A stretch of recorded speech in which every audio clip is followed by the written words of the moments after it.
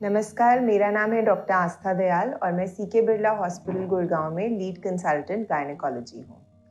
आज हम बात करेंगे the best nutrition in pregnancy for the mother and baby.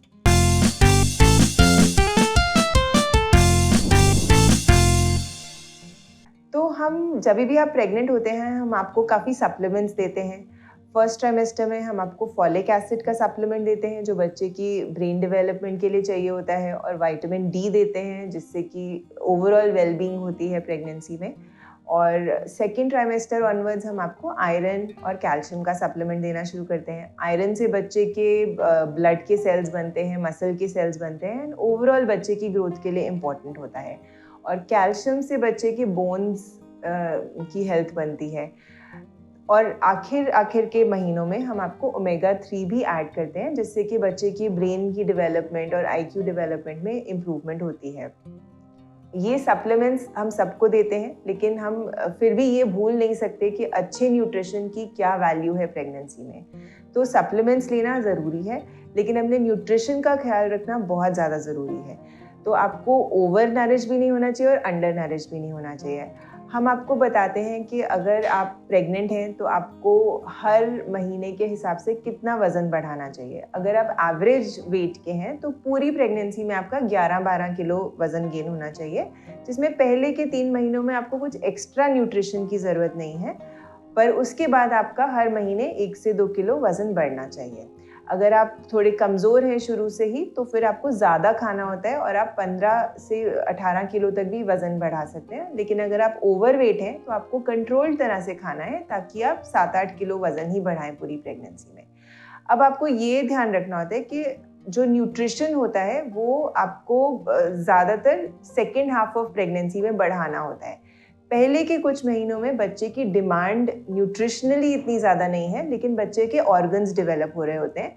तो आपको ये ध्यान रखना होता है कि आप कुछ ऐसा ना खाएं जिसमें कुछ केमिकल हो, प्रोसेस्ड फूड हो, या अल्कोहल, स्मोकिंग, या कुछ कैफीन एक्सपोजर, या जिससे बच्चे की डेवलपमेंट पे असर आए। तो पहले 3 महीनों में न्यूट्रिशन को डबल करने की ज़रूरत नहीं है, बट केयरफुल रहना है। कोई जंक फूड और बाहर का खाना जिससे इन्फेक्शन हो सकती हो, या जो चीज़ें प्रेगनेंसी में सेफ़ नहीं है, जैसे कि हम आपको बताते हैं MSG नहीं खाइए, केमिकल एक्सपोजर नहीं करिए, कच्चा पपाया, कच्चा पाइनएप्पल, या कैफीन, अल्कोहल, स्मोकिंग, इनको अवॉइड करिए। अब आता है सेकेंड ट्राइमेस्टर। सेकेंड ट्राइमेस्टर से बच्चे की ग्रोथ के ऊपर हमको ध्यान देना शुरू करना होता है, और आपको हर रोज़ 350 कैलोरीज एक्स्ट्रा खानी होती हैं। अगर जिस भी तरह का आपका लाइफस्टाइल है उस हिसाब से आपको थोड़ा अपना कैलोरिक रिक्वायरमेंट बढ़ाना होता है।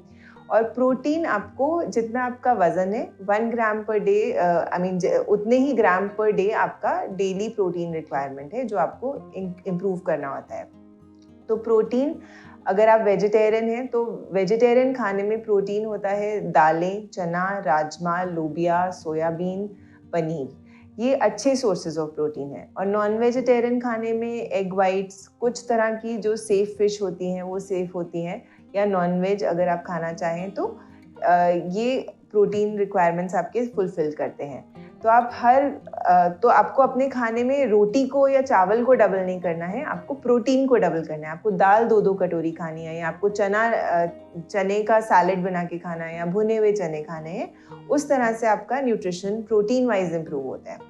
अब आयरन की चीज़ों के ऊपर भी आपने ध्यान देना है। आयरन रिच फूड खाइए, यानी कि जैसे हरी सब्जियां जो होती हैं उसमें आयरन बहुत अच्छा होता है। गुड़ और खजूर, वैसे हम उसको गर्म मानते हैं बट उसमें भी आयरन अच्छा होता है, तो आखिर के महीनों में आप वो भी खा सकते हैं। फिर हमको कैल्शियम भी इंक्रीज करना होता है डाइट में। कैल्शियम के लिए आप डेयरी प्रोडक्ट्स, दूध और दूध की चीज़ें ज़्यादा लीजिए। कई बार लोगों से दूध डाइजेस्ट नहीं होता प्रेगनेंसी में, तो आप दही ले सकते हैं, चीज़ ले सकते हैं, पनीर ले सकते हैं, छाछ ले सकते हैं।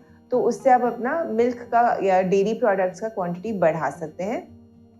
और अगर आप नॉन वेजिटेरियन हैं तो उस नॉन वेज फूड में भी कैल्शियम ज़्यादा ऑटोमेटिकली आ जाता है। अब इस सब के अलावा आपको एंटीऑक्सीडेंट्स की चीज़ें ज़्यादा खानी चाहिए। एंटीऑक्सीडेंट्स यानी कि रंग बिरंगे फल और सब्जियां।